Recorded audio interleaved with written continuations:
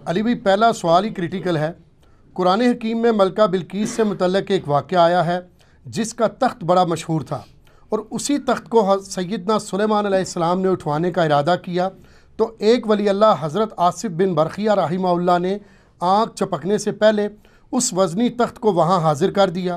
اس واقعہ میں سے صوفیہ نے اپنے بزرگوں کی کرامات کا ثبوت اخذ کیا ہے، اور ان کا دعویٰ ہے کہ امت محمدیہ صلی اللہ علیہ وسلم کے اولیاء اللہ ہر حال میں سیدنا سلیمان علیہ السلام کی امت کے اولیاء اللہ سے افضل ہیں، اس لیے وہ بھی سب کچھ کر سکتے ہیں۔ اس حوالے سے علی بھائی کا کیا موقف ہے؟ علی بھائی تو پہلے کہیں گے اگر وہ سب کچھ کر سکتے ہیں تو میرے بھائی مہربانی کر کے یوٹیوب کے اوپر جو نبی علیہ السلام کی شان میں گستاخانہ ویڈیوز اپلوڈڈ ہیں، جو دنیا کے 1.5 ارب مسلمان احتجاج کرنے کے باوجود ڈیلیٹ نہیں کروا سکے، تو پلک جھپکنے سے پہلے ذرا اسے ڈیلیٹ کروا دیں، اور اگر نہ کروا سکے جو انشاءاللہ تعالیٰ کبھی بھی نہیں کروا سکتے، یہ ظاہر ہے کہ یہ تو فزیکل ایفرٹ کے ساتھ اللہ تعالیٰ نے معاملات کو جوڑا ہوا ہے، تو پھر آپ نے سمجھ لینا ہے کہ یہ صرف ان کے زبانی دعوے ہیں۔ انشاءاللہ تعالیٰ میں اس کی فل انجینئرنگ کروں گا اور پورے پلان کے ساتھ۔ آپ دیکھ رہے ہیں کچھ عرصے سے ہم پہلا کوشچن بڑا کریٹیکل ڈال دیتے ہیں تاکہ ہر اینگل سے اس فتنے کو دبایا جائے جو ہمارے سب کانٹیننٹ انڈیا، پاکستان، بنگلہ دیش میں لوگ پیش کرتے ہیں، اور اس کی بنیاد کے اوپر پتہ نہیں کیا کیا رزلٹ نکالتے ہیں اور کتاب و سنت کا مذاق اڑاتے ہیں۔ سیدنا سلیمان ابن داود علی نبینا و علیہم السلام بنی اسرائیل کی ہسٹری میں ایک بڑی یونیک پرسنالٹی ہے، کیونکہ انہی کی وجہ سے بنی اسرائیل کو دوسرا عروج نصیب ہوا تھا، جس کے بعد ٹیمپل آف سلیمان یعنی ہیکل سلیمانی تعمیر ہوا یروشلم میں، جسے ایلیا بھی کہا جاتا ہے، بیت المقدس بھی کہا جاتا ہے، یروشلم بھی۔ اور وہ ہیکل سلیمانی 70 عیسوی میں سیدنا عیسیٰ علیہ نبینا علیہ الصلوۃ والسلام کے رفع سماوی کے آلموسٹ 35 سال کے بعد ٹائٹس نے حملہ کر کے تباہ و برباد کر دیا تھا۔ صرف اس کی ایک دیوار اس وقت باقی ہے جسے ویلنگ وال کہتے ہیں، دیوار گریا، جو آپ اکثر ویڈیوز میں دیکھتے ہیں کہ یہودی یوں تورات پکڑ کے اس کے سامنے یوں پڑھ رہے ہوتے ہیں، اس ایک دیوار کے سامنے، اور یہ ہیکل سلیمانی کی وہ بچ جانے والی دیوار ہے۔ اور ظاہر ہے کہ ان کی یہ خواہش ہے کہ ہم دوبارہ سے اس ہیکل کو تعمیر کریں، اور ان کا یہ دعویٰ ہے کہ یہ بیت المقدس میں جو مسلمانوں نے بعد میں مسجد اقصیٰ بنا لی تھی، اس کے نیچے جو ہے وہ ہمارا تابوت سکینہ بھی دفن ہو گیا ہے، اس کے لیے بھی وہ سازشیں کرتے رہتے ہیں۔ تابوت سکینہ کے اوپر میری ویڈیو الگ سے ریکارڈڈ موجود ہے، وہ آپ دیکھ سکتے ہیں۔ بال سلیمان علیہ السلام ایک بڑی یونیک پرسنالٹی ہیں بنی اسرائیل کی ہسٹری میں، اور قرآن حکیم میں بھی سلیمان علیہ السلام کا ذکر بارہا مختلف جگہوں پہ ہوا ہے۔ آ چکے یہ تخت بلقیس والا واقعہ، اس لیے میں اس کے اوپر ایمفسائز کروں گا، لیکن میں صرف کراس ریفرنس کے طور پہ آپ کو بتا دوں کہ سورہ سبا کے اندر سلیمان علیہ السلام کا ذکر آیا، کیونکہ قوم سبا کا ایک واقعہ ہے ملکہ بلقیس والا جو سورۃ النمل میں موجود ہے۔ سورہ سبا کے اندر ذکر آیا کہ ہم نے سلیمان علیہ السلام کے لیے ہوا کو مسخر کر دیا تھا، ان کی صبح کی منزل 1 مہینے کے برابر ہوتی تھی اور شام کی منزل 1 مہینے کے برابر، یعنی وہ اپنے تخت سمیت ہوا پہ اڑتے تھے۔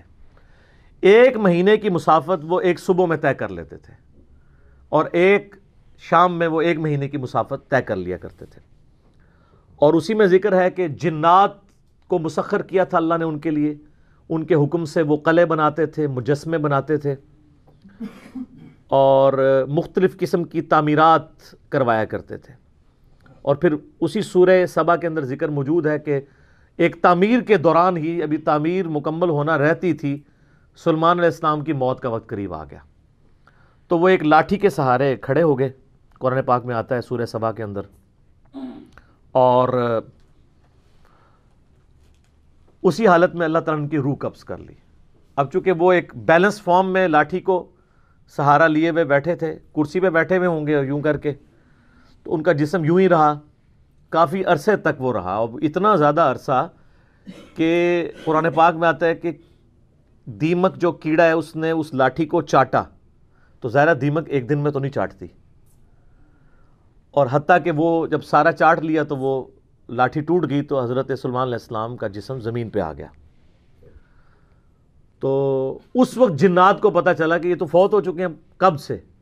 تو اللہ تعالیٰ نے اس پہ ورڈکٹ دی ہے کہ اگر جنات غیب کا علم جانتے ہوتے تو اتنی مشقت میں نہ پڑتے. تو یہ اللہ تعالیٰ نے عقیدے کی بھی اصلاح کی ہے. دوسرا اس سے یہ بھی عقیدہ پتہ چلا کہ انبیاء کے جسموں کو اللہ تعالیٰ اسپیشل پروٹیکشن دیتا ہے مرنے کے بعد بھی. احادیث تو بہت موجود ہیں، لیکن جو لوگ منکرین حدیث ہیں وہ کہتے ہیں قرآن سے ثابت کریں کہ انبیاء کے جسم سلامت رہتے ہیں، تو سر یہاں سے ثابت ہوتا ہے. اور تیسری بات یہ بھی پتہ چلی کہ اللہ تبارک و تعالی جو ہے وہ اپنے بندوں کے عقیدوں کی اصلاح کے لیے اس طرح کے واقعات کرتا ہے تاکہ وہ اس سے عبرت پکڑیں.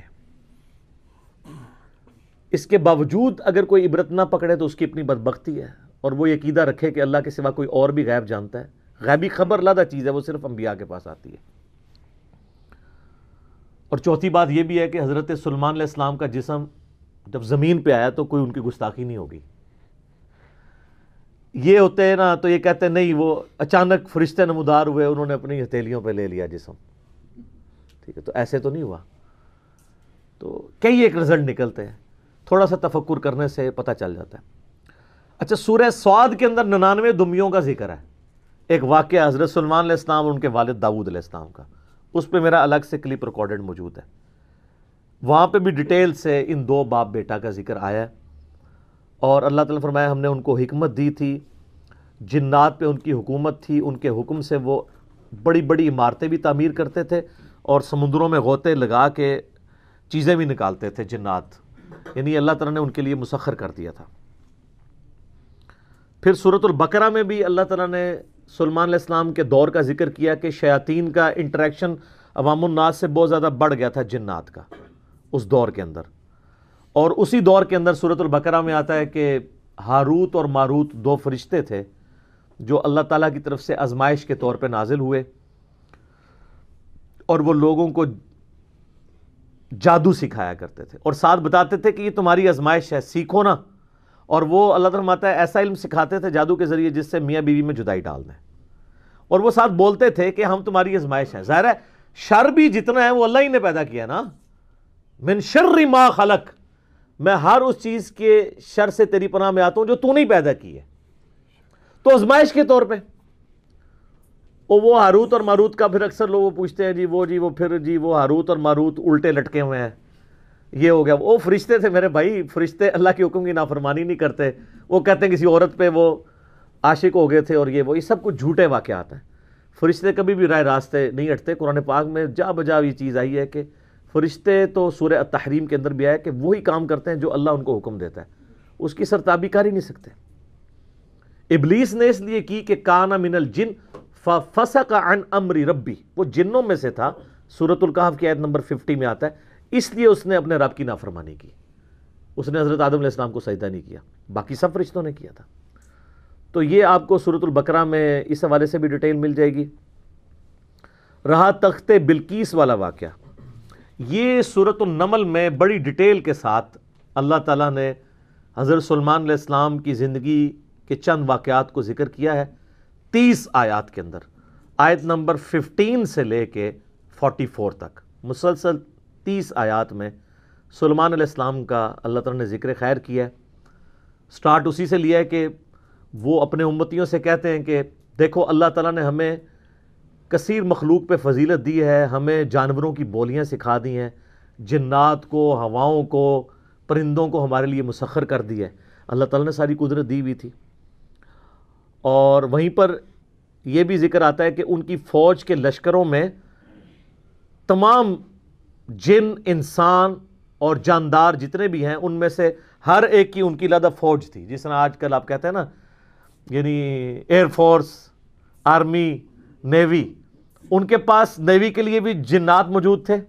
ایئر فورس سارے پرندے ان کے حکم پہ مسخر تھے، ہوا ان کے حکم سے چلتی تھی، اور انسان بھی موجود تھے. اور پھر اسی میں ذکر آتا ہے جس کی وجہ سے سورت کا نام ہی سورہ النمل ہے. نمل عربی میں کہتے ہیں چیونٹی کو. وہ اپنے لشکر کے سمیت گزر رہے تھے تو چند چیونٹیاں تھیں، ان کی ملکہ ان کو کہتی ہے، قرآن نے اس کا قول نقل کیا ہے کہ سلیمان علیہ السلام اپنے لشکر سمیت آ رہے ہیں، کہیں ایسا نہ ہو بے خبری میں وہ ہمیں پاؤں کے نیچے کچل دیں۔ تو پھر وہ چیونٹی باقی چیونٹیوں کو کہتی ہے کہ تم لوگ اپنے بلوں میں چلی جاؤ۔ یعنی چیونٹیوں کا یہ عقیدہ تھا کہ حضرت سلیمان علیہ السلام اور ان کے جتنے صحابہ ہیں ان کو علم غیب کوئی نہیں ہے، کیونکہ تبھی تو کچل دیں گے نا، الا یہ کہ اللہ ان کو بتا دے۔ اچھا، آپ بزرگوں کے علم غیب لے کے بیٹھے ہوئے، تو اس میں اللہ تعالیٰ نے سلیمان علیہ السلام کو اس چیونٹی کی بات سنوا دی، تو سلیمان علیہ السلام اس پر مسکرائے، اور مسکرا کے یہ نہیں کہا کہ مجھے علم غیب ہے، کہا کہ اللہ کا شکر ہے کہ اللہ تعالیٰ نے یعنی مجھے یہ کوالٹی دی ہے کہ اللہ تعالیٰ نے اس چیونٹی کی بات مجھے سنوا دی ہے۔ ہر جگہ آپ کو سلیمان علیہ السلام کا کریکٹر نظر آئے گا، گاڈ اورینٹڈ۔ ویسے یہودیوں میں ایک گروہ ایسا بھی ہے جو سلیمان علیہ السلام سے سخت نفرت کرتا ہے، اور بڑے بڑے ان کے اوپر سکینڈل بھی بنائے ہوئے ہیں انہوں نے، کیونکہ سلیمان علیہ السلام بڑے کٹر قسم کے موحد تھے، تو توحید و عزم نہیں ہوتی نا۔ ہر جگہ آپ کو نظر آئے گا سلیمان علیہ السلام جب بھی کوئی کام ہوتا ہے نا، اپنے تو کسی کمال کا ذکر ہی نہیں کرتے، وہ کہتے ہیں یہ اللہ نے مجھے آزمایا ہے، اللہ نے مجھے دیا ہے تاکہ میں اللہ کا شکر ادا کروں، اللہ مجھے جانچ رہا ہے کہ میں نے، وہ تو سینٹرڈ اراؤنڈ گاڈ، اور یہی ایک موحد کی نشانی ہوتی ہے۔ اور وقت کا پیغمبر تو امام الموحدین ہوتا ہے نا، تمام موحدین کا امام ہوتا ہے۔ تو وہ چیونٹی جو ہے نا، اس کی گفتگو حضرت سلیمان علیہ السلام سن کے مسکراتے ہیں، اور پھر اللہ تعالیٰ کا شکر ادا کرتے ہیں کہ مجھے اللہ نے یہ کوالٹی دی ہے۔ اس کے بعد پھر ذکر آتا ہے کہ اسی دعا میں وہ کہتے ہیں کہ اے اللہ مجھے بخش دے، مجھے اپنی رحمت سے اپنے نیک بندوں میں داخل فرما، اور یہ جو تو نے مجھے اس طرح کی نعمتیں دی ہیں تو مجھے اس قابل بنا کہ میں تیری نعمتوں کا شکر ادا کرتا رہوں۔ ہائے ہائے، یہاں کہتے ہیں بزرگوں کا کمال ہے، فلاں کی نگاہ کرم، حالانکہ وہ کہہ سکتے تھے میرے ابا جی دیاں دعاواں نے، انہوں دا فیض ہے، میں انہوں دا ہی مرید ہوں نا، ابا وہ ہے بھی تھا، داؤد علیہ السلام پیغمبر تھے، سب کچھ گاڈ اورینٹڈ ہے۔ ایک پیغمبر کا باپ بھی پیغمبر ہے تو وہ اپنی کسی کوالٹی کو اپنے پیر کی طرف منسوب نہیں کر رہا، جو واقعی جینون پیر ہے اللہ کی طرف منسوب کر رہا۔ اسی لیے تو آپ کو کہا جاتا ہے نا کہ آپ قرآن نے ڈائریکٹ نہیں پڑھنا، آپ گمراہ ہو سکتے ہیں، کیونکہ آپ یہ سوچیں گے نا۔ تو اس لیے تو ہم کہتے ہیں مرنے سے پہلے اے مسلمان کر لے اس پہ غور، کتابوں کا خدا اور ہے، بابوں کا خدا اور جب تم غور کر لو اس کے بعد ایک بار یہ بھی کہنا ہے کہ نہ میں وہابی نہ میں بابی، میں ہوں مسلم علمی کتاب، نہ ہم سو کالڈ وہابی ہیں، کوئی علمی بات کرے تو اس کو کہتے ہیں یہ وہابی ہے، اور نہ ہم بابوں کا دفاع کرنے والے بابی ہیں، ہم علمی کتابی مسلم ہیں الحمدللہ۔ اچھا، وہ سورہ نمل میں پھر آگے چلتا ہے کہ حضرت سلیمان علیہ السلام اپنے دربار میں بیٹھے ہوتے ہیں، اب سارے ان کے کمانڈر حاضر ہیں، جنوں کا کمانڈر بھی ہے، اسی طریقے سے انسانوں کے کمانڈر بھی، سارے ان کے سردار وہاں پہ جمع ہیں۔ تو جو ان کی ایئر فورس کا کمانڈر تھا نا، وہ ہدہد تھا۔ ہدہد ایک پرندہ ہے جس کی بڑی خوبصورت سی کلگی ہوتی ہے، اسے مرغے کی ہوتی ہے، اور بڑا ایکسٹرا آرڈنری پرندہ ہے۔ آپ جا کے گوگل پہ سرچ کریں، یوٹیوب پہ اس کی ویڈیوز دیکھیں کہ اللہ نے اس کو کیا صلاحیتیں دی ہوئی ہیں۔ وہ ان کا سمجھ لیں ایئر فورس کا چیف تھا، ٹھیک ہے۔ تو آپ نے فرمایا وہ کدھر غائب ہے، اور پھر ساتھ فرمایا کہ وہ اپنی غیر حاضری کی کوئی جسٹیفیکیشن مجھے پیش کرے، اور اگر اس نے کوئی ایسی جسٹیفیکیشن نہ پیش کی کہ وہ میرے دربار سے غائب کیوں ہے، تو میں اسے سزا دوں گا یا میں اسے ذبح کر دوں گا۔ بس یہ آپ ورڈک بولتے ہیں تو تھوڑی دیر بعد ہدہد آ جاتا ہے اور وہ اپنی جسٹیفیکیشن پیش کرتا ہے۔ اب ظاہر ہے وہ میں نے بتایا کہ سورہ نمل میں ہی آتا ہے کہ اللہ تعالیٰ نے جانوروں کی بولیاں سکھا دی تھی ان کو۔ تو حضرت سلیمان علیہ السلام اس سے پوچھتے ہیں کہ بتاؤ، ہے سر پھر ہدہد دیکھیں کڈا پکا موحد سی۔ وہ کہتا ہے کہ اے سلیمان علیہ السلام، میں آپ کے لیے ایک ایسی خبر لے کے آیا ہوں جو آپ کے علم میں بھی نہیں ہے۔ بابی نہیں تھا ہدہد نا۔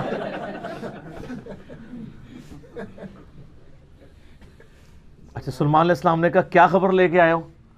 ان کا میں ایک ایسی قوم کے پاس سے آیا ہوں کہ جن کی حکمران ایک ملکہ ہے، عورت، اور اس کا بہت بڑا ایک عرش یعنی اس کا تخت ہے جس پہ وہ بیٹھتی ہے۔ اب وہ آپ کو نا ویسے کھنڈرات بھی اس کے مل چکے، میں ایک پکچر ہمیں ملی، انشاءاللہ ہم اس میں اٹیچ بھی کریں گے۔ آلموسٹ سمجھ لیں وہ کوئی آج کے دور کے اعتبار سے آپ دیکھ لیں کوئی 50 فٹ چوڑا اور لمبائی میں تقریباً 100 فٹ اور اونچائی میں بھی تقریباً 50 فٹ کے برابر، مختلف اقوال ملتے ہیں. یعنی اچھا خاصا بڑا اس کا تخت تھا جس پہ اس کے سارے وہ سردار ارد گرد بیٹھتے تھے، اور وہ پتھر کا بنا ہوا بڑا سا. ان کا میں نے ایک عورت دیکھی ہے، تو وہ آپ کے علم میں نہیں ہے کہ وہ حکومت کر رہی ہے ان پہ، اور بڑا اس کا ایک تخت ہے، اس کے کئی سردار ہیں، اور شیطان نے ان کے برے اعمال ان کی نظر میں سنوار دیے ہیں. وہ اللہ کو چھوڑ کے سورج کی پوجا کرتے ہیں. سر ایک ہدہد کو بھی ٹینشن ہے شرک کی. آپ ذرا یہ دیکھیں، اسی لیے اللہ تعالیٰ نے فرمایا نا کہ قریب ہے کہ آسمان پھٹ پڑے اور زمین شک ہو جائے اور پہاڑ ریزہ ریزہ ہو جائے.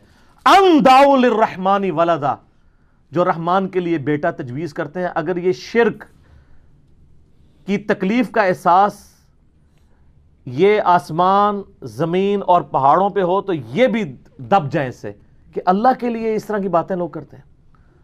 تو اور پھر وہ کہتا ہے کہ اب حدود کی بھی آپ تقریر دیکھیں جناب، کہ شیطان نے برے اعمال ان کی نظروں میں سنوار دی ہیں، اللہ کو چھوڑ کے وہ سورج کی پوجا کر رہے ہیں، حالانکہ عظمت اس اللہ کی ہے جو زمین و آسمان کا مالک ہے. ان کو تو چاہیے تھا اسے ہی سجدہ کریں، اور اس پہ آیت سجدہ بھی ہے. اللہ اکبر، سبحان الملک القدوس رب الملائکۃ والروح.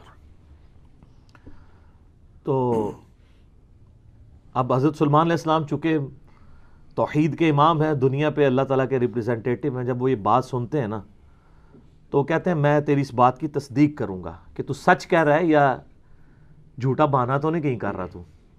ورنہ تو حضرت سلیمان علیہ السلام کہتے ہیں کہ ہاں مجھے تو پہلے علم غیب اللہ تعالیٰ نے دیا ہوا ہے، میں تو اتنی دوروں میں دیکھ سکنا ہوا. وہ تو اللہ دکھائے گا تو دیکھیں گے نا. تو حضرت سلیمان علیہ السلام نے ایک خط لکھا اور اس ہدہد کو کہا. اچھا یہ کوئی سٹوری نہیں ہے جو آپ کے علماء بیان کر رہے ہوتے ہیں، یہ ورڈ بائی ورڈ سورہ النمل آیت نمبر جو ہے وہ 15 سے لے کے 44 تک 30 آیات ہے. جو چیز ان آیات سے ہٹ کے آئے گی میں اس کو مینشن بھی کر دوں گا. تو وہ خط لکھ کے دیتے ہیں کہ یہ خط لے جاؤ اور جا کے ملکہ جو ادھر کیا ہے، ملکہ بلقیس جو ہے یہ اسرائیلی روایتوں میں آتا ہے، قرآن میں صرف ایک عورت کا ذکر ہے کہ جو حکومت کرتی تھی. اور خط اس کو دے کے پھر دیکھنا اس کا کیا جواب دیتے ہیں. ہدہد جناب لے کے خط پہنچا ہے اور جا کے اب ہدہد ایک خط لے کے آ رہا ہو اور ملکہ کے وہ جا کے بیڈ روم میں سیدھا جا کے لینڈ کرتا ہے. کوئی سیکیورٹی گارڈ کوئی کچھ نہیں روک سکتا، وہ کھڑکی سے آ کے اس میں لینڈ کر کے سامنے لا کے اس کے خط پھینکتا ہے. تو حضرت سلیمان علیہ السلام کا خط وہ کھولتی ہے تو وہ اس خط میں تو 2 ٹوک جملے لکھے ہوتے ہیں، انہ من سلیمان و انہ بسم اللہ الرحمن الرحیم، اور تم سر تسلیم خم کر کے فوراً میرے پاس حاضر ہو جاؤ. ٹھیک ہے، بس یہ 2 لائنوں کا ایک جملہ ہوتا ہے. جب وہ اپنے سرداروں سے مشورہ کرتی ہے تو وہ کہتی ہے میرے پاس ایک معزز خط آیا ہے، اور یہ معزز خط سلیمان کی جانب سے ہے. انہو من سلیمان، سورہ النمل آیت نمبر 30. یہ واحد مقام ہے جہاں سورت کے اندر بسم اللہ شریف آئی ہے. ایک عزت والا خط آیا ہے. عزت والا وہ اس لیے کہتی ہے وہ اس کو پتہ چل گیا کہ وہ غیر معمولی بندہ ہے کہ ہدہد جس کا خط لے کے آ رہا ہے میرے پاس. تو ظاہر ہے یہ کوالٹی تو اس کے پاس نہیں تھی کہ یہ کوئی کتنا بڑا بادشاہ ہے کہ جس کو اللہ نے یہ حکومت دی ہے کہ جانوروں پہ بھی اس کی حکومت ہے. تو وہ کہتی ہے کہ ایک معزز خط میرے پاس آیا ہے جو سلیمان کی جانب سے ہے اور وہ اللہ کے نام سے شروع ہو رہا ہے. اس سے یہ سنت ٹھہری کہ جب آپ کوئی خط لکھیں کسی کو تو بسم اللہ سے اس کا آغاز کریں، اور اس میں یہ ہے کہ سر تسلیم خم کرو اور میرے پاس حاضر ہو جاؤ. تو وہ اپنے سرداروں سے کہتی ہے کہ میں تمہیں پتہ ہے کہ میں کوئی کام اس وقت تک نہیں کرتی جب تک کہ میں مشورہ نہ کر لوں. ہر معاملے میں تم سے میں مشورہ کرتی ہوں. قوم سبا کی وہ ملکہ تھی. تو مجھے بتاؤ تم مجھے کیا مشورہ دیتے ہو. تو سردار تو آپ کو پتہ ہے جو ان کی تو ایک خاص جنگجو نیچر ہوتی ہے. انہوں نے کہا ہم تو بڑے طاقتور ہیں، بڑے زور آور ہیں، ہم ہر طرح کے بادشاہ کا مقابلہ کر سکتے ہیں، آپ ہمیں حکم دیں دیکھی جائے گی. لیکن وہ تو سمجھدار ہوتی ہے نا، جس میں مجھے بھی آگے لوگ پھونک چڑھا رہے ہوتے ہیں، لیکن جو بندہ ڈرائیونگ سیٹ پہ بیٹھا ہوتا ہے اس کو پتہ ہوتا ہے کہ کام کو کس حکمت سے لے کے چلنا ہے. تو وہ ملکہ کہتی ہے کہ اس کو تو اندازہ ہو گیا کہ یہ کوئی عام بندہ نہیں ہے، ان کی ساری پھوپھا نکال دے گا وہ. تو وہ کہتے ہیں کہ وہ ملکہ آگے کہتی ہے، اس کے الفاظ اللہ تعالیٰ نے نقل کیے ہیں. وہ کہتی ہے کہ یاد رکھنا بادشاہ جب کسی ملک میں داخل ہوتے ہیں نا تو وہاں کے شرفاء کو ذلیل کر دیتے ہیں. تو یعنی یہ جو ہمارے پاس ملک ہے یہ بھی ہمارا چھن جائے گا، ہم میں یہ طاقت نہیں کہ ہم اس شخص کا مقابلہ کر سکیں. یہاں پہ بھی آپ دیکھ لیں انگریزوں نے یہی کیا ہے نا، جب انگریز یہاں حکومت میں ہے نا سب سے زیادہ ذلیل انہوں نے کیا ہے خاندان مغلیہ کو، اس لیے کہ وہ یہاں پہ رولرز تھے. تو انہوں نے کہا پہلے تو جناب ان کو اتنا ذلیل کرو نا، کیونکہ ان کے اندر جراثیم موجود ہیں حکومت کرنے کے، ان کو تو ذلیل و خوار کرو. تو وہ ملکہ کی بات یونیورسل ٹروتھ اللہ نے نقل کیا کہ جب بادشاہ داخل ہوتے ہیں تو وہاں کے شرفاء پھر سب سے پہلے وہ ذلیل ہوتے ہیں. تو وہ کہتی ہے کہ اس میں جلدی نہیں ہمیں کرنی چاہیے، میں سلمان کو نا کچھ گفٹ بھیجتی ہوں اور میں دیکھتی ہوں کہ اس کے رسپانس میں وہ کیا کرتا ہے، تو پتہ چل جائے گا کہ وہ واقعی ایک دنیا دار بادشاہ ہے یا اللہ کا ریپریزنٹیٹو ہے. یہ اس نے چیک پوائنٹ رکھا کہ اگر دنیاوی بادشاہ ہوا تو دنیاوی بادشاہ پرانے زمانوں میں دوسرے ملکوں پہ کیوں حملہ کرتے تھے؟ تاکہ ان سے ان کی دولت ہتھیائیں. تو اگر ہم جزیہ دینے پہ آمادہ ہو جائیں اور سالانہ ہم ایک رقم مقرر کر لیں گے اتنا آپ کو ٹیکس یا جزیہ دیا کریں گے تو وہ ٹل جائے گا. تو وہ بڑے زیادہ تحائف دے کے نا ایلچی روانہ کرتی ہے سلمان علیہ السلام کے پاس. ٹھیک ہے، اور وہاں پہ سلمان علیہ السلام کے پاس جب وہ ایلچی پہنچتے ہیں تو سلمان علیہ السلام تو اسٹریٹ فارورڈ ان کو جواب دیتے ہیں کہ مجھے جو کچھ اللہ نے دیا ہے تمہاری یہ دنیا کی حقیر دولت اس کے مقابلے میں کچھ نہیں ہے، مجھے تو اللہ نے کیا حکومت دی ہوئی ہے. ٹھیک ہے، تو بلکہ سورہ نمل میں اللہ تعالیٰ نے ان کی دعا بھی نقل کی ہے.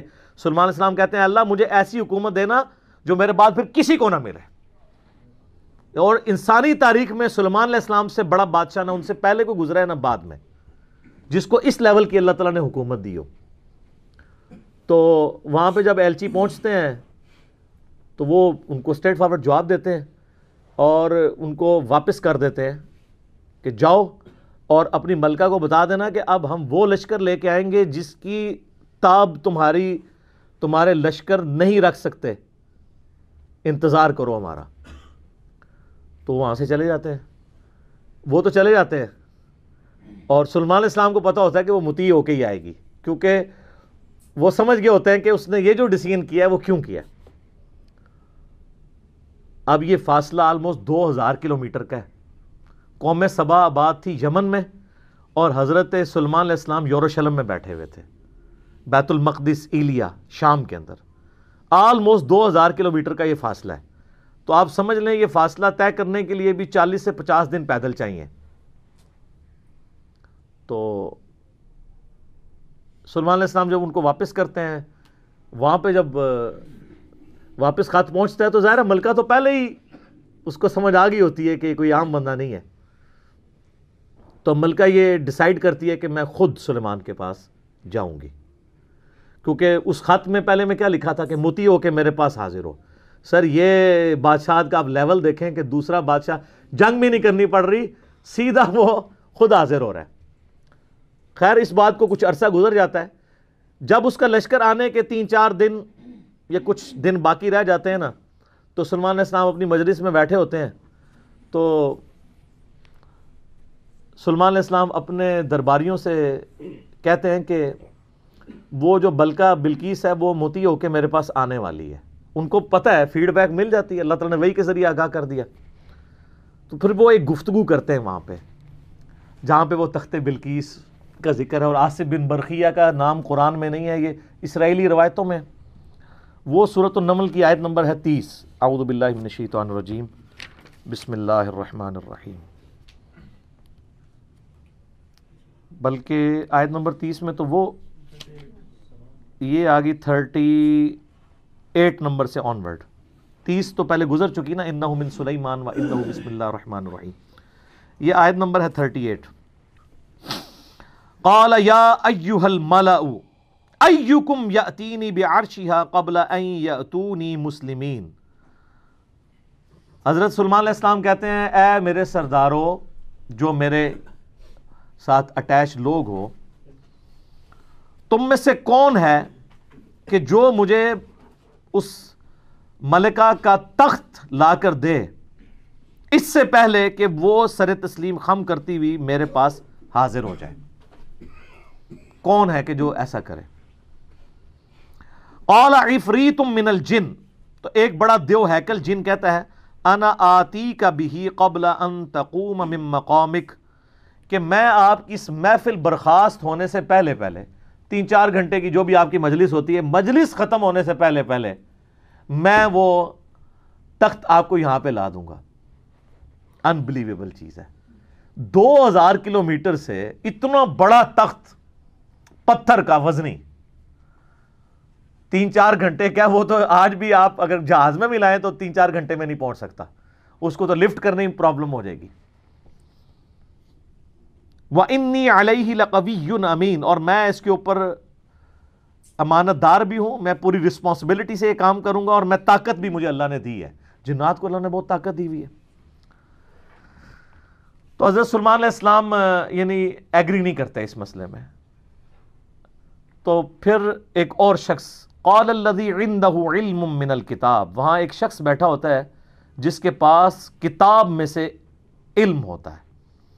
وہ کہتا ہے انا آتیک بہ قبل ان یرتد الیک طرفک، میں اس تخت کو آپ کے سامنے حاضر کر دوں گا آپ کی آنکھ جھپکنے سے پہلے، فریکشنز آف سیکنڈ میں لے آؤں گا. ہمارے لیے تو وہی ہضم کرنا مشکل ہے، تو یہ تو خیر بہت بڑی چیز ہے. تو یہ اس نے دعویٰ کیا، بس یہ دعویٰ کرنے کی دیر تھی اور وہ لے بھی آیا تخت. فلما رآہ مستقرا عندہ، تو حضرت سلیمان علیہ السلام نے جب وہ تخت وہاں پر آیا ہوا دیکھا، قال ھذا من فضل ربی، اور انہوں نے کیا حضور کڈے پہنچے بزرگوں، کیا بات ہے، کیا صاحب کرامت ہو، نہیں اومٹ کر دیا. ان کا یہ میرے رب کا فضل ہے. ھذا من فضل ربی، آپ لکھتے ہیں نگاہ مرشد سے، ماں باپ کی دعا سے، اور پیغمبر کا کہتا ہے ھذا من فضل ربی، یہ تو میرے رب کا فضل ہے. کیوں ہے فضل؟ لیبلونی اشکر ام اکفر، تاکہ وہ مجھے آزمائے کہ میں اس کا شکر گزار بنتا ہوں یا نہ شکرا. یہ سر توحید ہے. ومن شکر فانما یشکر لنفسہ، اور جو کوئی اللہ کا شکر کرے گا تو وہ بھی اپنے نفس کی خاطر ہی کر رہا ہوگا، اللہ کو کوئی پرواہ نہیں. ومن کفر، اور جو کوئی اللہ کی ناشکری کرے، فإن ربی غنی کریم، تو میرا رب تو غنی ہے، کریم ہے، اسے کسی کی پرواہ ہی نہیں ہے. ھذا من فضل ربی. اچھا، اس کے بعد پھر آتا ہے کہ وہ ملکہ جب آئی، حضرت سلیمان علیہ السلام نے کہا کہ نا اس تخت کی حیت بدل دو، ڈیزائننگ اس کی تھوڑی سی چینج کر دو، جو اس کے اوپر کوئی پھول بوٹے لگے ہوئے تھے تھوڑا سا اسے ٹیمپر کرو، اور میں دیکھوں گا کہ وہ پہچانتی ہے اپنے تخت کو کہ نہیں پہچانتی. تو وہ پھر ملکہ وہاں پہ آ پہنچتی ہے. تو سلیمان علیہ السلام اسے ریسیو کرتے ہیں اور کہتے ہیں اس تخت کے بارے میں تیرا کیا خیال ہے؟ تو وہ بڑی سمجھدار ہوتی ہے. تو وہ کہتی ہے یہ تو لگتا ہے کہ یہ میرے تخت ہی ہے، اس کی مثل مجھے لگ رہا ہے، بلکہ شاید وہی ہے. تو یہ اس کی سمجھداری کا بھی ثبوت ہے کہ وہ اس کو ٹیمپرڈ فارم میں بھی پہچان لیتی ہے. اور یہ اس کو دوسرا میسج مل جاتا ہے، انہوں نے کیا لڑنا ہے، اس نے کہاں سے لڑنا ہے. وہ تو یہ بھی نہیں تھی ایکسپیکٹ کر سکتی کہ 4 مہینے میں بھی کوئی اٹھا کے یہاں لا سکے. ابھی تو اس کو یہ پتہ ہی نہیں تھا، یہ تو ایسے آیا ہوا ہے. ٹھیک ہے. تو پھر سلیمان علیہ السلام اسے اپنے جو ٹیمپل ہے نا اس کی بھی تھوڑی جھلک کرواتے ہیں. آگے ایک محل میں جب لے کے آتے ہیں کمرے میں، تو اس میں ایسے شیشے جڑے ہوئے ہوتے ہیں کہ وہ گویا دیکھنے میں تالاب محسوس ہو رہا ہوتا ہے. تو جب اس پہ پاؤں رکھنے لگتی ہے، وہ سمجھتی ہے شاید پانی والا تالاب ہے، تو وہ اپنے جو تہمد ہے یا جو بھی اس نے کپڑے پہنے ہوتے ہیں وہ تھوڑی سی اٹھا لیتی ہے، اس کی پنڈلیاں بھی ننگی ہو جاتی ہیں. وہ سمجھتی ہے پانی ہے، تو پانی نہیں ہوتا، تو وہ امپریس ہوتی ہے. اور پھر وہ وہاں پہ کہتی ہے کہ میں سلیمان کے ساتھ اپنے رب کے سامنے سر تسلیم خم کرتی ہوں، جو میں شرک کرتی رہی میں اللہ کی طرف رجوع لاتی ہوں. اور وہ اسلام قبول کرتی ہے. باقی اسرائیلی روایتوں میں پھر ملتا ہے کہ سلیمان علیہ السلام کا نکاح اس کے ساتھ ہوتا ہے. قرآن نے اس چیز کو ایڈریس نہیں کیا. قرآن تو بس کنکلوڈ اس پہ کرتا ہے کہ وہ مسلمان ہو جاتی ہے. نہ وہ بریلوی ہوتی ہے، نہ دیوبندی ہوتی ہے، نہ اہل حدیث ہوتی ہے، نہ شیعہ ہوتی ہے، بلکہ مسلمان ہو جاتی ہے۔ اور آپ یہ الفاظ دیکھیں جناب، مسلمان مسلمان ہی ہیں ہر طرف۔ ہاں، قالت رب انی ظلمت نفسی، وہ کہتی ہے میرے رب میں اپنی جان پہ ظلم کرتی رہی اس سے پہلے، واسلمت مع سلیمان للہ رب العالمین، اور میں سلیمان کے ساتھ سر تسلیم خم کرتی ہوں اس رب کے سامنے، اللہ کے سامنے جو سارے جہانوں کا پالنے والا ہے۔ میں سر تسلیم خم کرتی ہوں، میں مسلم ہوتی ہوں۔ تو وہ اپنا آپ اپنے رب کے حضور سر تسلیم خم کر دیتی ہے۔ تو یہ واقعہ یہاں پہ مکمل ہوا۔ اب وہ یہ کہتے ہیں جناب کہ جی وہ انہوں نے فکر لگ، اچھا اس سے تو توحید اخذ کرنی چاہیے تھی، یہ چکر میں پڑ کے وہ کہتے ہیں جی وہ بندہ لبو کیڑا جے جنہیں انج کر کے تخت لے کے آئے۔ وہ بندہ اگر امپورٹنٹ ہوتا نا تو اللہ تعالیٰ اس کی تعریف وہاں پہ بیان کرتا، اس کے تو فوراً ساتھ ھذا من فضل ربی آ گیا۔ وہ کہتے ہیں جی کوئی ولی اللہ تھا تو اب اس کا مطلب ولی اللہ یہ سب کچھ کر سکتے ہیں۔ اچھا جی تو پھر کیا کریے جو کر سکتے ہیں؟ تو وہ کہتے ہیں آپ رفع دین کرنا چھوڑ دیں چونکہ ایسے ولی اللہ رفع دین نہیں کرتے۔ یہی کچھ کہنا چاہ رہے ہوتے ہیں نا آپ، جو ہے ایاک نعبد و ایاک نستعین پڑھنا چھوڑ دیں، آپ ان بابوں کو پکارنا شروع کر دیں۔ یہ کہنا چاہ رہے ہوتے ہیں وہ اصل میں۔ تو تواڈے ہوتے اللہ نے بلا چھڑ دیتی ہے، ہن تک کو تواڈے نال ہوندی کیا ہے؟ میں ہن دی انجین نہیں کر لگا، ہو چکی ہے، لیکن آج میں اس ایک واقعے کی کرنے لگوں انشاءاللہ تعالی۔ قرآن پاک خاموش ہے کہ یہ کون تھا بندہ، یہ جن تھا، انسان تھا، فرشتہ تھا، پیغمبر تھا؟ کہا وہاں پہ ایک شخص تھا جس کے پاس کتاب کا علم تھا۔ قرآن کی روح سے تو کتاب کا علم جو ہے نا وہ پیغمبر کو دیا جاتا ہے، عین ممکن ہے وہ پیغمبر ہو، کیونکہ ایک وقت میں کئی پیغمبر اگلے زمانوں میں ہوا کرتے تھے۔ عین ممکن ہے وہ کوئی فرشتہ ہو، جیسا کہ بخاری مسلم میں حدیث ہے، اے اللہ روح قدس کے ذریعے حسان کی مدد فرما۔ حسان ابن ثابت شعر کہتے تھے تو اللہ تعالیٰ کے حضور نبی علیہ السلام نے دعا کی کہ جبرائیل علیہ السلام کے ذریعے اس کی مدد فرما، جس طرح قرآن پاک میں آتا ہے عیسیٰ علیہ السلام کی اللہ نے مدد کی تھی روح قدس کے ذریعے کہ وہ مٹی کی مورت میں پھونک مارتے تھے وہ پرندہ ہو جاتی تھی، مادرزاد اندھے اور کوڑیوں پہ ہاتھ پھیرتے تھے تو اس کو شفا ہو جاتی تھی۔ روح قدس کے ذریعے حضرت عیسیٰ علیہ السلام کی مدد کی گئی، تو یہاں پہ بھی سلیمان علیہ السلام کی مدد کسی فرشتے کے ذریعے کی گئی ہو، عین ممکن ہے۔ اور امام فخر الدین رازی المتوفی 606 ہجری، جنہیں صوفیاء بھی امام مانتے ہیں اور علماء کا طبقہ بھی امام مانتا ہے،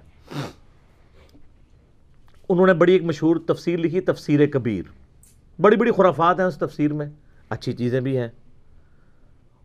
وہ بضد ہے کہ یہ جو الفاظ ہیں نا کہ وہ شخص جس کے پاس کتاب کا علم تھا یہ خود حضرت سلیمان علیہ السلام ہی تھے۔ سلیمان علیہ السلام خود وہ تخت لے کر آئے اور ان کا ھذا من فضل ربی، دیکھو میں لے آیا ہوں یہ۔ اچھا اب ان ساروں کو مصیبت پڑ گئی ہوئی ہے، پوری تصوف کھڑی تھی اس واقعے پہ، صوفیوں کے امام اور ایسا امام جسے علماء بھی امام مانتے ہیں، وہ کہتے ہیں سلیمان علیہ السلام آپ لے کے آئے ہیں۔ اب اگر سلیمان علیہ السلام لے آتے ہیں تو ساری بابیں ختم، ٹھیک ہے؟ تو یہ میں نے علمی طور پہ بات کی، لیکن یہ ان کی جو تفسیر ہے یہ قرآن میں فٹ ان نہیں بیٹھتی۔ قرآن پاک اس معاملے کو اس سے زیادہ اہمیت نہیں دیتا کہ اللہ تعالیٰ کی قدرت کا اظہار ایک شخص سے ہوا جو حضرت سلیمان علیہ السلام کا درباری تھا، چاہے وہ جن تھا، فرشتہ تھا، یا کوئی پیغمبر تھا، انسان تھا، کوئی بھی تھا۔ اس کے بعد ہمیں رویہ بتایا گیا کہ ہم نے اللہ کی طرف رجوع لانا ہے۔ یہ نہیں کہا گیا کہ اس سے آپ نے اپنے بزرگ بابے ثابت کرنے ہیں، یہ بالکل غلط ایٹیچیوڈ ہے۔ اور اس کے اوپر یہ ڈاکٹرن کھڑا کرنا کہ جی حضرت سلیمان علیہ السلام کے امتی کی اگر یہ شان ہے تو نبی علیہ السلام کے امتیوں کی شان اس سے زیادہ ہوگی۔ شان زیادہ ہونے کے لیے کمالات کا زیادہ ہونا ضروری نہیں ہوتا۔ قرآن تو شان کی بنیاد علم بتاتا ہے، اور اس کے بعد اگر آپ کی نسبت بھی ہے، جیسے نبی علیہ السلام کو اللہ نے اگلی امتوں پہ ان کی امت کو فضیلت دی ہے نبی علیہ السلام کی وجہ سے، کنتم خیر امت اخرجت للناس، اور نبیوں والا کام دیا ہے، تأمرون بالمعروف وتنہون عن المنکر وتؤمنون باللہ۔ تو یہ اس قسم کے رزلٹ نکالنے کی کوشش کرتے ہیں. تو میں اب ان کو سمجھانے کے لیے ایک بات کر رہا ہوں کہ یہ تو امتی کی بات ہو رہی ہے نا. ہمارے محبوب صلی اللہ علیہ وآلہ وسلم ان کے بارے میں جو ہمارا عقیدہ ہے وہ کیا ہے؟ صحیح مسلم میں حدیث ہے کہ شب معراج آپ علیہ السلام نے انبیاء کی امامت فرمائی. تو امام الانبیاء ہوئے نا. اچھا، کیا اس کی بنیاد میں ہم یہ ماننا شروع کر دیں کہ اگلے نبیوں کی جو جو کوالٹیز تھیں وہ ہمارے پیغمبر میں موجود ہے؟ تو ایسے نہیں ہو سکتا. کلی فضیلت ضرور ہے. کئی ایک چیزیں ہیں جو اگلے انبیاء کو جزوی طور پہ فضیلت حاصل تھی جو ہمارے نبی علیہ السلام کو حاصل نہیں ہے. کلی فضیلت ہمارے پیغمبر کی ہے صلی اللہ علیہ وآلہ وسلم. میں آپ کے سامنے رکھتا ہوں. حضرت آدم علیہ السلام کو فرشتوں نے سجدہ کیا نا. کیا ہمارے نبی علیہ السلام کو کیا یا ہم اپنے نبی علیہ السلام کو سجدہ کر سکتے ہیں؟ تو آپ کی انالوجی مانی جائے کہ اگلے سارے نبیوں کی شان یہاں پہ جمع ہو، پھر تو سارے امتیوں کو چاہیے حضور کو سجدہ کریں. وہ تو ابو داؤد ترمذی ابن ماجہ میں حدیث ہے، ایک صحابی نے جب سجدہ کیا فرمایا سر اٹھا کیا کر رہا ہے؟ جب میں فوت ہو جاؤں گا تم میری قبر سے گزرو گے، کیا وہاں پہ بھی سجدہ کرو؟ انہوں نے کہا نہیں یا رسول اللہ. تو فرمایا مجھے کو سجدہ کر رہے ہو؟ اگر میں سجدہ جائز سمجھتا تو بیویوں سے کہتا کہ اپنے خامدوں کو سجدہ کریں اس حق کے سبب جو اللہ نے ان کو دیا ہے. تو سجدہ تعظیمی بیان ہو گیا نا ہمیشہ کے لیے. اچھا، بخاری اور مسلم دونوں میں آتا ہے کہ قیامت والے دن سب لوگ ننگے اٹھائے جائیں گے اور سب سے پہلے اللہ تعالیٰ ابراہیم علیہ السلام کو لباس پہنائے گا. تو یہاں پہ ابراہیم علیہ السلام کی جزوی فضیلت ہے. بخاری مسلم دونوں میں حدیث ہے کہ قیامت والے دن جب اللہ تعالیٰ مجھے اٹھائے گا تو میں دیکھوں گا کہ موسیٰ علیہ السلام مجھ سے پہلے ہی اللہ کے عرش کا پایا تھامے ہوئے کھڑے ہیں. مجھے نہیں پتا کہ ان پہ قیامت کی بے ہوشی طاری نہیں ہوئی یا مجھ سے پہلے اللہ نے ان کو زندہ کر دیا ہے. اس بے ہوشی کے سبب جو دنیا میں اللہ کی تجلی کی وجہ سے ہوئی تھی. یہاں پہ موسیٰ علیہ السلام کو جزوی فضیلت حاصل ہے. عیسیٰ علیہ السلام بغیر باپ کے پیدا ہوئے نا. یہ تو سب سے بڑی پھکی اور اینٹی وینم اور علمی الزامی جواب ہے. تو یہ ان کی فضیلت ہے نا. یہ فضیلت آپ ہمارے نبی علیہ السلام کے لیے ثابت کر سکتے ہیں؟ باقی تو سب کچھ کھینچتے رہو گے، کچھ کر لو گے، ایسا کیا کرو گے؟ اور اس سے بڑی بات، ہمارے نبی علیہ السلام کو موت آ چکی، اللہ کی جنتوں میں زندہ ہے. عیسیٰ علیہ السلام آج تک نہیں مرے، ان کو موت نہیں آئی. وہ تو رفع سماوی ہوا نا. وہ اپنی سیکنڈ ڈیسینڈنگ کے اندر اللہ تعالیٰ وہ یہاں پہ اس امت میں آئیں گے اور زندگی گزار کے فوت ہوں گے. تو حضرت عیسیٰ علیہ السلام تو ابھی تک زندہ ہے. تو اب یہ فضیلت نبی علیہ السلام کو آپ دیں گے؟ تو یہ کوئی طریقہ نہیں ہوتا اینالوجیز بنانے کا. اگر نبی علیہ السلام کے ساتھ اینالوجیز نہیں بنا سکتے تو باقی تو پھر چھاڑ ہی دو نا. ان کے امتیوں کی بنیاد بنانا تو بڑی دور کی بات ہے. جو چیز ثابت ہوگی وہ ہم مانیں گے. سلیمان علیہ السلام کا وہ امتی تھا یا کوئی فرشتہ تھا یا جن تھا یا صحابی تھا، وہ کام کر دیا، وہ تو ہمارے پاس ثابت ہو گیا. آپ اپنے بابوں کے بارے میں جو جھوٹے کلیم کر رہے ہیں نا، وہ آپ کو ثابت کرنے کے لیے لانا پڑے گا. اور آج کل تو بڑا آسان دور ہے، کہتے ہیں دنیا اولیاء اللہ سے خالی نہیں ہے. ایک ولی بھی نہیں پہ لفظ تو جس کو ہم B B C, CNN، Al Jazeera, Geo, ARY، Dunya T V کے سامنے لے کے آئیں اور ساری دنیا کو بابوں کا پجاری بنا لیں جو آپ بنوانا چاہتے ہیں. باپ بھی بنا لیں تو لے آئیں، ہم اس کے سامنے وہ یہ اس میں سے کوئی کام کر کے بتائیں. کہتے ہیں نا جناب بزرگ سب کچھ کر لیتے ہیں اور ان کے پاس بڑی بڑی کوالٹیز ہوتی ہیں. مجھے بتائیں دنیا کا کوئی بزرگ جو ہے آپ کے سامنے ہوا میں اڑے، ویسے تو انشاءاللہ نہیں اڑے گا میڈیا کی برکت سے، پرانا بھی کوئی نہیں سر اڑے آئی گپا ہی نے. اگر وہ ہوا میں اڑے اور وہ آپ کو کہے کہ جی یہ اڑنا اس بات کی دلیل ہے کہ 2 + 2 5 ہوتے ہیں، آپ مان لیں گے؟ کیوں؟ کیونکہ آپ کو یہ بات پتا ہے کہ 2 + 2 4 ہوتے ہیں. اس کا یہ کرتب مجھے اس بات پہ نہیں ابھار سکتا کہ میں 2 + 2 کو 5 کہوں. تو سر ان کے کرتب ہمیں اس بات پہ ابھار سکتے ہیں کہ ہم قرآن و سنت کو چھوڑ کے ان کے پیچھے لگ جائیں؟ تو تف ہے ایسے بندے کے اوپر جو 2 + 2 4 والی حیثیت بھی قرآن و سنت کو نہ دے. اسی لیے تو ہم کہتے ہیں نا، مرنے سے پہلے اے مسلمان کر لے اس پہ غور. کتابوں کا خدا اور ہے، بابوں کا خدا اور. یہ کتابی بات ہے. اور یہاں تو کتنے لوگ ہیں جو ایلوژن کر دیتے ہیں. یہ ڈیوڈ کاپر فیلڈ کو ذرا آپ یوٹیوب پہ جا کے دیکھیں, کرس اینجل کو دیکھیں, کبھی وہ پانی پہ چل رہا ہے, کبھی دیوار پہ چڑھ کے بتا رہا ہے, کبھی ہوا میں اڑ کے, وہ سارا ایلوژن ہی کیا ہوا ہے اس نے, وہ پورا دھوکہ ہے, اس کی بھی ویڈیوز رکھی ہیں کیسے کر رہے ہیں. اللہ نہ کرے پاکستان آ جائے تو سارے مولویاں اور پیراں دی دکاناں بند, سارے دربار اجڑ جان گے. آپ دیکھ لیں وہ جو کچھ کر کے بتا رہا ہے. کیوں؟ لوگ کہیں گے آپ کے بابوں کی تو کتابوں میں لکھی ہوئی ہیں, جعلی کتابیں باتی ہیں, یہ تو ہم سامنے دیکھ رہے ہیں, تسی آؤ تو کر کے دسو, ان کر کے دسو نا جناب. میں نے ان کو بہت بڑی بات کی ہے. یہ تو کہتے ہیں نا یہ ہمارے بزرگ جو ہے دلوں کا حال جان لیتے ہیں. میں نے ان کو کہا کہ یہ تو بہت دور کی بات. میں اپنا مشین ڈیزائن کا فارمولہ یا میکینکس اور مٹیریلز کا فارمولہ لکھ کے دیتا ہوں, کوئی بزرگ مجھے وہ لکھا ہوا دیکھ کے پڑھ کے بتا دے. اچھا یہ بھی مانتے ہیں نہیں پڑھ سکتا, اس میں اتنے زیادہ کوئی لیٹن کے الفابیٹ ہیں, کچھ گریک کے الفابیٹس ہیں, جس نے وہ سیکھا نہیں ہوا وہ تو اس کو بتا ہی نہیں سکتا. ابھی تو میں یہ کہہ نہیں رہا کہ وہ بتائے کہ یہ فارمولہ کس چیز کا, یہ تو بالکل نہیں بتا سکتا, صرف پڑھ کے بتا دے. تو وہ کیسے کوئی اس طریقے سے معاملات کر سکتا ہے؟ سب کچھ جھوٹ کے اوپر چل رہا ہے. باقی اگر آپ نے منوانا ہے تو اے کوڑا تے اے میدان ہو. میں ان کو بار بار کہہ رہا ہوں آپ کی بزرگی ہم نے چاٹنی ہے, بلکہ میں اپنے بارے میں کہتا ہوں اگر میں بزرگ ہوں اور میرے پاس یہ کوالٹیز ہے تو مجھے مر جانا چاہیے. اور جس طرح ایک بابا جی کہتے ہیں نا, اوے امت مر جائے حضور دے خاکے پہ بن دے جے. امت تے سر بعد وچ مرے, پہلے تے او مرے نا جنہیں بارے تہاڈا عقیدہ ہے کہ وہ دنیا کا نظام چلا رہے ہیں, وہ کیوں نہ پہلے مرے جس کے پاس اختیار بھی ہے کہ وہ یوٹیوب سے وہ ویڈیوز نہ گستاخانہ ڈیلیٹ کرا سکے.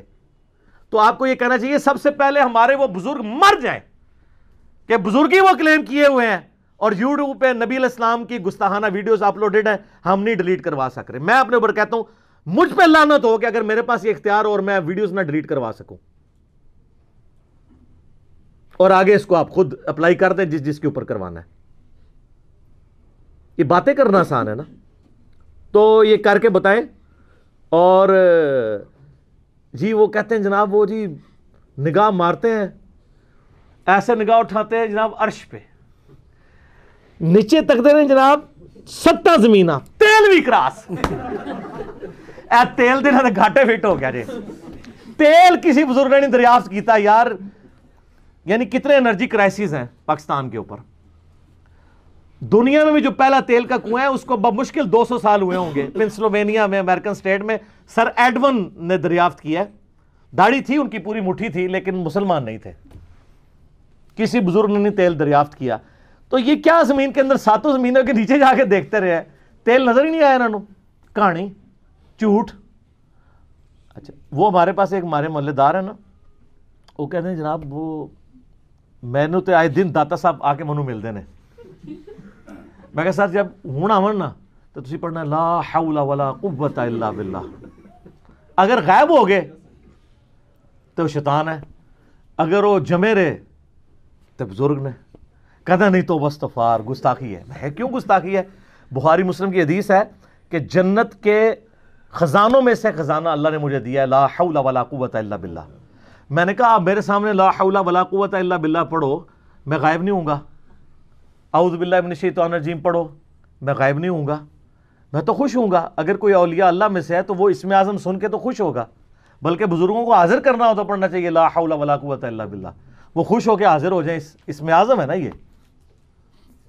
تو چونکہ یہ لا حول ولا قوت الا باللہ پڑھتے نہیں ہیں, وہ شیطان اندر غائب بھی نہیں ہوتا. کدے وہ کہتے ہیں خیزر ہے, کدے کچھ کہتے ہیں, کدے کچھ کہتے ہیں, بالکل جھوٹ بولتے ہیں. اور پھر وہ لیم ایکسکیوز کیا دیتے ہیں, کہتے ہیں دیکھیں جی یہ موبائل انگریزوں نے بنایا ہے, اتنی ہی دور سے سن لیتا ہے, تو اللہ کا ولی نہیں سن سکتا.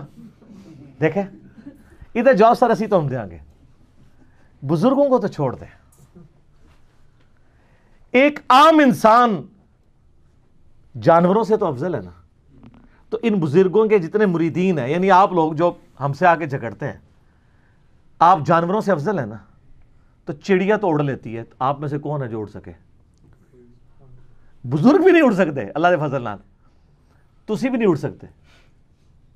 تو یہ کمپیریزن کروانا بالکل غلط ہے, کیونکہ اللہ تعالیٰ نے اس کو وہ کوالٹیز دی ہیں جو انسانوں کو نہیں دی. اور انسانوں کو ایسی کوالٹیز دی ہیں جو ان کو نہیں دی ہیں. تو جو اللہ نے جو کوالٹی دی اس فریم آف ریفرنس سے باہر نہیں کو نکل سکتا. اگر وہ کہتا ہے اڑ سکتا ہے کوئی ان میں سے, تو قرآن میں یہ والا واقعہ تو آیا تخت بلقیس والا, آپ کو ہم کیسے چیک کریں؟ آ جاؤ سارے منار پاکستان. لیکن ہمیں تو یقین ہے, جس طرح ہمیں یقین ہے 2 + 2 4 ہوتے ہیں, آپ کی شہادت کا بھی ہمیں یقین ہے. ہم پیراشوٹ گوروں کا بنایا ہوا آپ کو باندھ دیں گے, گوروں کا بنایا ہوا. یہ میں اس لیے کہہ رہا ہوں تاکہ پتہ چلے کہ ان بزرگوں کی کنٹریبیوشن کیا ہے, جو کہتے ہیں ہمارے پاس اتنے علوم ہیں, اور منار پاکستان سے ان کو نیچے دھکا نہیں دیں گے. خود ہی بسم اللہ پڑھ کے, یا جو بھی, یا شیخ عبد القادر جنانی, یا وہ جو کہتے ہیں جی فلانے پیر صاحب اتھوں ٹرے تے اتھوں ٹری تے اتھوں پکڑ لیا, بلا لو سارے بابے نو تے چھال مارو, تو پورا پاکستان آپ کے پیچھے چلے گا اور مان لے گا. اور جب آپ زمین کے قریب پہنچنے لگے نا, تو آپ نے ایک دفعہ تو اپنے عقیدوں سے توبہ کرنی ہے, اور شعر پڑھنے کا تو ٹائم نہیں ہونا, آپ شہید ہی ہو جائیں گے. فوراً بٹن دبا کے پہلے لینڈ کرنا ہے, لینڈ کرنا ہی کہنا ہے کہ بالکل انجینئر صاحب صحیح کہنے ہیں کہ مرنے سے پہلے اے مسلمان کر لے اس پہ غور, کتابوں کا خدا اور ہے بابوں کا خدا اور پھر ساتھ کہنا جی بس جی آج تو بعد نہ میں وابی نہ میں بابی, میں ہوں مسلم علمی کتابی. ہونا چاہیے نا ایسے. یہ تجربہ کر کے دیکھ لیں. اور سر یہ جہاز انگریزوں کا بنایا ہوا بوئنگ 747 یا ایئر بس A380 جہاز, کاکپٹ میں ان کو بٹھا دینا, یہ جہاز اڑا نہیں سکتے. نگاہ مار کے اڑنا تو بڑی دور کی بات ہے. جو جہاز اڑ رہا ہو نا, اڑتے جہاز سے اگر پائلٹ پیچھے ہٹ جائے اور ان بزرگوں کو لا کے بٹھا دیں, جس کو عقیدہ ہے نا, تو وہ اپنی ایک فلائٹ بک کروا لے, سارے پاکستان کے بزرگوں تو جان چھڑاؤ.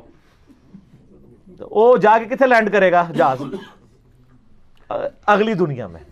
اس دنیا نہیں لینڈ کرنے لگا. یہ سب کے سب جھوٹی باتیں انہوں نے مشہور کی ہوئی ہیں. تو یہ انہوں نے اگر ثابت کرنی ہے تو کر کے بتائیں. اس طرح نہیں جی تسی نہیں مندے اسی مننے ہاں. وہ بات مانتے ہیں جو ہوئی ہے قرآن و سنت کے اندر موجود ہے. کہتے ہیں جی ہمارے بزرگوں کی باتیں قرآن و سنت میں تو نہیں ہوں گی, تو ہم کب کہہ رہے ہیں قرآن و سنت سے نکالیں؟ ہم کہہ رہے ہیں کر کے دسو. دیکھو نا, اگر حضرت سلیمان علیہ السلام کے درباری نے تو کر کے بتا دیا نا, اس نے تو نہیں کہا کہ میرے ابا جی کرتے ہوں سن, انہوں نے کر کے دسیا, تسی کر کے دسو تو ہم مان لیں گے. تو بالکل یہ فیل ہو چکے ہیں, ان کے پاس کوئی بھی چیز موجود نہیں رہی. اور میں نے کئی بار بیان کیا کہ آپ لوگ بیمار ہوتے ہیں, آپ کو درباروں پہ لے جاتے ہیں. جب بزرگ بیمار ہوتے ہیں ان کو شفا انٹرنیشنل میں اور آغا خان میں لے جاتے ہیں. کتنے بزرگ ہیں پاکستان لیول کے, میں نام نہیں لیتا, پیشاب بند ہوا ہے تو ان کو آغا خان میں لے گئے. کیوں؟ وہاں لے جائے نا, وہ اسی دربار کے اوپر جہاں آپ کہتے ہیں سمندر روکا ہوا ہے. سر کوئی انسان اپنا پیشاب نہیں روک سکتا, سمندر کا تو سائز ہی نہیں آپ لوگوں کو پتا کتنا ہے. اور پھر معذرت کے ساتھ جن لوگوں کے بارے میں آپ کا عقیدہ تھا سمندر روکا ہوا ہے, ایک کے بارے میں آپ کا عقیدہ تھا وہ انڈیا کے بم پکڑتے تھے پل پہ آ کے, ہندو آج تک مذاق اڑاتے ہیں آپ کا. اچھا, ان ساروں کے مزارات کے اوپر آ کے ٹھوک کے چلے گئے ہیں دہشت گرد. ہم اس چیز کو کنڈیم کرتے ہیں. اس کے بعد آپ تحفظ اولیاء کانفرنسز بھی کرتے رہے ہیں, یہاں ہمارے جیل میں بھی ہوئی ہے. مجھے میسج کیے ہیں جی تحفظ اولیاء کانفرنس. میں کہا سبحان اللہ, ابھی تک تو آپ کہتے تھے اولیاء اللہ ہماری حفاظت کرتے ہیں, اب آپ بھی اولیاء کا تحفظ کرنا شروع ہو گئے. اور وہ کہتے ہیں پریس کلب کے سامنے احتجاج ہوگا. میں کہا نا, یہ سارے بڑے بڑے مزاروں کے باہر احتجاج ہونا چاہیے کہ سر کتنے بڈھے ہو گئے ہو, اون کوالٹیز ختم ہو گئی ہیں, یہ کہانیاں ہی سمجھے. جو بندہ قبر سے نکل کے راوی کے پل پہ آ رہا ہے تو جو ادھر ٹھوک کے جا رہا ہے اس کو کیوں نہیں پکڑ رہا؟ سوچنے والی بات ہے نا. جو سمندر روک سک رہا ہے اسی مزار کے اوپر کتنے لوگ آ کے دہشت گرد کے حملے کے اندر, دہشت گردوں کے حملے میں مارے جاتے ہیں, کیوں نہیں روک سک رہا؟ اچھا, اب بعض لوگ پتہ کہتے ہیں, وہ کہتے ہیں جی وہ جی خانہ کعبے میں بھی کرین گر گئی تھی نا, فوراً اسے پہنچ دے جائے, کیونکہ ان کو پتا ہے اللہ انہاں دا ہے بابے ساڈے نے, تو سر اسی اون کرنے ہیں. سر اللہ نے کہیں دعویٰ نہیں کیا کہ آپ بسم اللہ پڑھ کے ساکٹ میں 2 انگلیاں ڈال دیں تو آپ بچ جائیں گے. اللہ نے دنیا بقدر ایفرٹ رکھی ہے. اللہ نے تو حسین علیہ السلام کو ذبح ہوتے بھی دیکھا ہے. اللہ نے خانہ کعبے کی 2 دفعہ توہین ہوتے بھی دیکھی ہے, یزید کے ہاتھوں بھی, حجاج ابن یوسف کے ہاتھوں بھی. ابرا کا لشکر ایک ہی دفعہ ہلاک کیا تھا. بخاری مسلم میں حدیث ہے قرب قیامت میں ایک پتلی ٹانگوں والا حبشی کعبے کی اینٹ سے اینٹ بجا دے گا. وہ تو نبی علیہ السلام خود بتا رہے ہیں دنیا بقدر ایفرٹ اللہ نے رکھی ہے. لیکن آپ کا بزرگوں کے بارے میں دعویٰ ہے کہ دنیا کا نظام چلا رہے ہیں, اور یہ سب کچھ کرتے ہیں. اللہ نے کہیں نہیں کہا, اللہ نے تو آپ کی ڈیوٹی لگائی ہوئی ہے کہ آپ نے بقدر ایفرٹ کرنا ہے. اس لیے اللہ تعالیٰ والا ہمیں کوئی دھونس نہ ڈالے اس معاملے میں. اللہ نے دنیا کو اسباب کے ساتھ جوڑا ہے, ورنہ تو ہوتا کہ بسم اللہ پڑھو پیاس بجھ جائے گی, پانی سے ہی بجھے گی. اسباب سے جڑا ہوا ہے اللہ تعالیٰ نے. تو یہ بڑی مثال دینا بالکل ان کی غلط ہے. میں ساتھ ساتھ یہ جو وسوسے ڈالتے ہیں نا لوگوں کے ذہنوں میں, میں وہ ساتھ کلیئر کرتا ہوں. ابھی اگلے دنوں میرا ایک ویڈیو کلپ چڑھا ہے, وسیلے کے نام پر دھوکہ. وسیلے کے نام کے اوپر استعانت اور مشکل کشائی ثابت کرتے ہیں, دو الگ چیزیں. کئی ایک چیزیں اس میں میں نے بتائی ہیں, وہ آپ دیکھ لیں, آج محال نہیں کہ میں اس کی طرف جاؤں. تو یہ بزرگوں کے بارے میں کہتے ہیں جی روحانی آپریشن کرتے ہیں, وہ جی بائی پاس کر دیتے ہیں. میں نے کہا بائی پاس تو بہت بڑی چیز ہے, ادھر تو گرائنڈر چلتا ہے. ایک نو مولود بچے کا کوئی خطرہ بزرگ کر کے بتا دے, خطرہ تو نظر آ جانا نا ہوا ہوا سامنے, کہ خطرہ نہیں ہوتا. وہ جو بائی پاس کر سکتا ہے وہ خطرہ نہیں کر سکتا. خطرہ نظر آ جانا ہے, بائی پاس کیا پتا ہے اندر ہوا ہے یا نہیں ہوا, اور روحانی ہے نا. سب شیطانی باتیں ہیں. اگر کوئی ہے تو خطرہ کر کے بتائے, نگاہ مار کے کر کے بتائے. خون بھی نہیں نکلنا چاہیے, کیونکہ جو تسی بائی پاس کر دے ہو خون نہیں نکلتا, روحانی بائی پاس کر رہے ہوتے ہیں. سب کہانی ہے. آخر میں تو ویسے اس پہ گھنٹوں بول سکتا ہوں, میرا فیوریٹ ٹاپک ہے. میں اپنی گفتگو کو کنکلوڈ کرتا ہوں اس حدیث پہ جو صحیح مسلم کے اندر ہے, دجال کے کانٹیکسٹ میں. نبی علیہ السلام فرماتے ہیں کہ قرب قیامت میں جب دجال آئے گا نا, اس کے ماتھے پہ کافر لکھا ہوگا, لیکن وہ کافر ڈائریکٹ نہیں لکھا ہوگا, کاف الف فا را. تو ہو سکتا ہے وہ کوئی اس سے کچھ اور ہی بنا لے, کاف سے کشف بنا لیں, الف سے اس کو اللہ کہہ دیں, ٹھیک ہے جی, فا سے کچھ اور بنا لیں, اس طرح کوئی بنا سکتے ہیں. بہرحال وہ اب ظاہر ہے کہ اس کو اللہ نے غیر معمولی صلاحیتیں دی ہوں گی. صحیح مسلم میں پوری ڈیٹیل آتی ہے, آسمان سے بارش برسا دے گا, زمین سے سبزہ اگا دے گا, اور ایک مومن پھر اسے چیلنج کرے گا سامنے آ کے. وہ کہے گا تو دجال ہے. وہ کہے گا میں اتنا کچھ کر رہا ہوں تو مجھے رب کیوں نہیں مانتے. وہ کہتا ہے, وہ کہے گا اس لیے کہ مجھے میرے نبی کی حدیث پہنچی ہے کہ تو دجال ہے. کرتب سے متاثر ہونے والا تو یہ بندہ نہیں ہوگا, قرآن و حدیث والا ہوگا نا, کتابی ہوگا نا. بابی ہوتا تو سیدھا انہوں ہی سجدہ کر دینا. تو وہ کہے گا میں تجھے قتل کر دوں گا. وہ قتل کرے گا پبلکلی, اس کے دو ٹکڑے کر کے ان ٹکڑوں کے درمیان چلے گا, اور پھر اسے ٹکڑوں کو جوڑ کے پھر زندہ کرے گا, اور کہے گا اب تو مجھے خدا مان, میں نے تجھے مار کے زندہ کیا ہے. وہ کہے گا تیرے اس عمل نے میرے عقیدے میں ہی اضافہ کیا ہے کہ تو واقعی دجال ہے, کیونکہ نبی علیہ السلام نے فرمایا تھا ایک مومن کو قتل کر کے وہ دوبارہ زندہ کرے گا, اور دوبارہ اس کو قتل کرنے پر قادر نہیں ہوگا, تو دجال ہے. ہائے ہائے. حضور علیہ السلام فرماتے ہیں وہ اس وقت کا سب سے بہترین مؤمن ہوگا, سب سے بہترین شہید ہوگا. لیکن وہ کون سا ہوگا؟ کتابوں کا ماننے والا, بابوں کا ماننے والا نہیں. سر اسی لیے ہم رو رو کے کہتے ہیں کہ مرنے سے پہلے اے مسلمان کر لے اس پہ غور, کتابوں کا خدا اور ہے, بابوں کا خدا اور. اور ایک بار جھوم کے آپ نے میرے ساتھ نعرہ لگانا ہے, کیا؟ نہ میں وابی نہ میں بابی, میں ہوں مسلم علمی کتابی. جزاکم اللہ خیر.